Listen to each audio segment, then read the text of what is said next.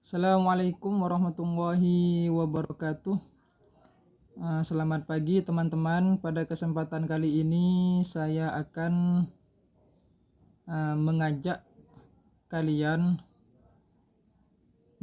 masyarakat Indonesia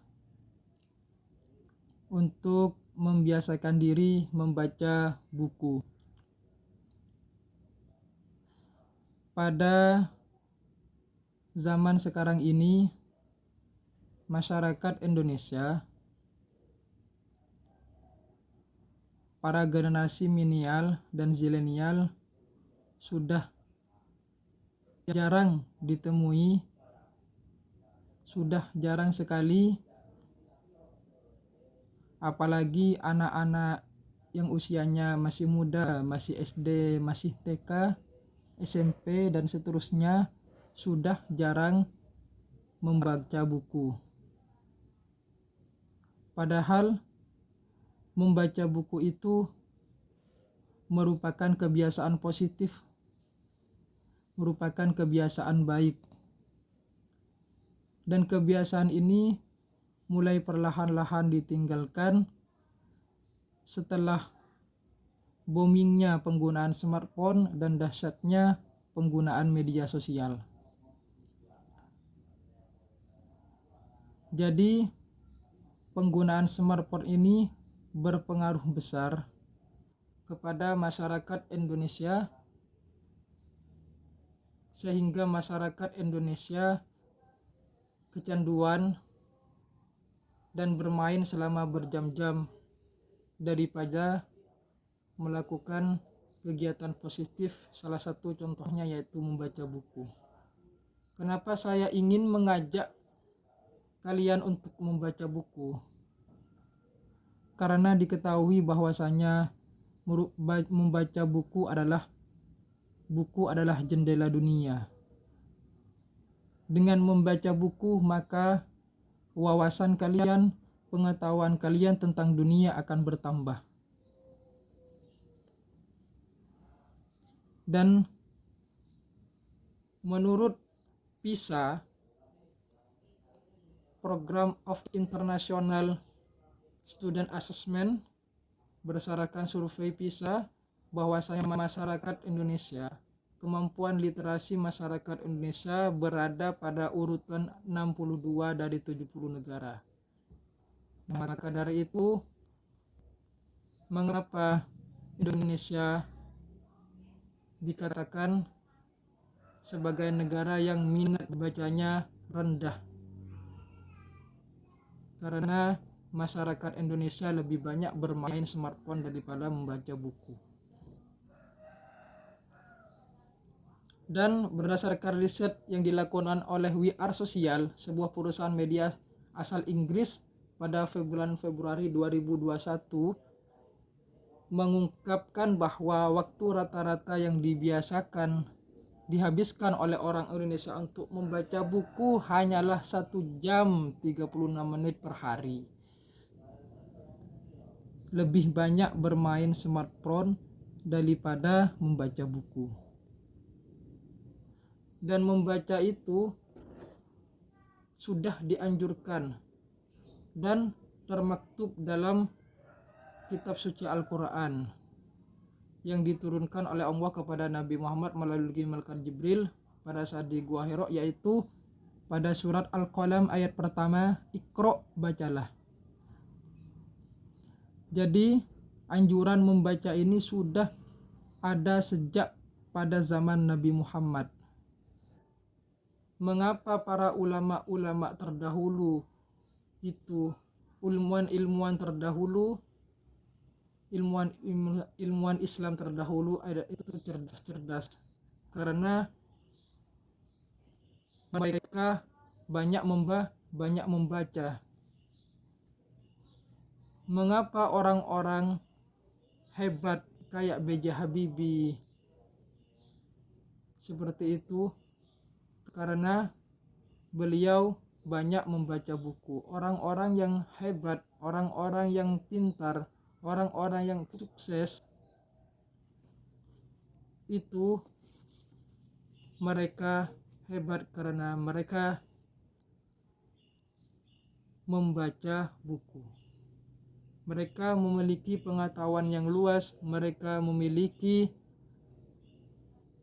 ilmu, wawasan, pemikiran yang kritis itu karena membaca buku. Mereka menjadi penulis karena membaca. Banyak-banyak membaca maka akan banyak menulis. Bagaimana caranya agar kita terangsang untuk membaca buku? Yaitu pertama-tama kita harus mengetahui apa yang kita suka terlebih dahulu. Apa yang kita suka, misalkan kita suka nonton film, atau kita suka masak, atau kita suka menanam, maka disitulah pertama-tama kita mencari buku tentang hal tersebut, sehingga akhirnya kita bisa terangsang untuk membaca buku dan mencintai buku.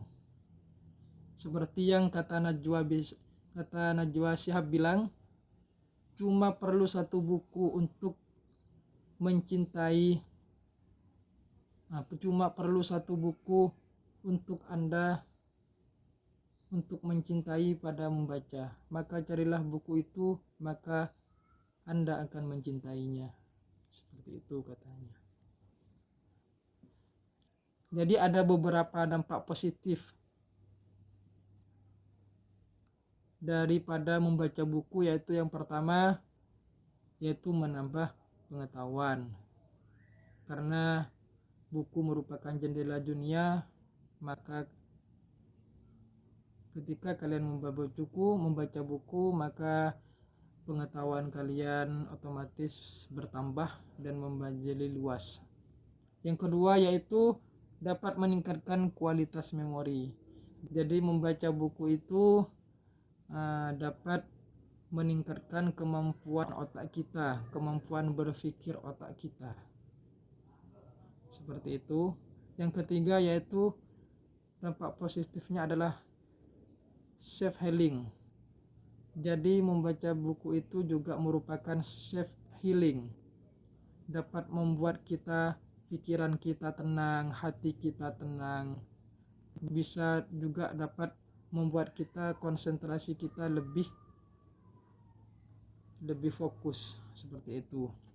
Dan nomor 4 yaitu menambah kosakata.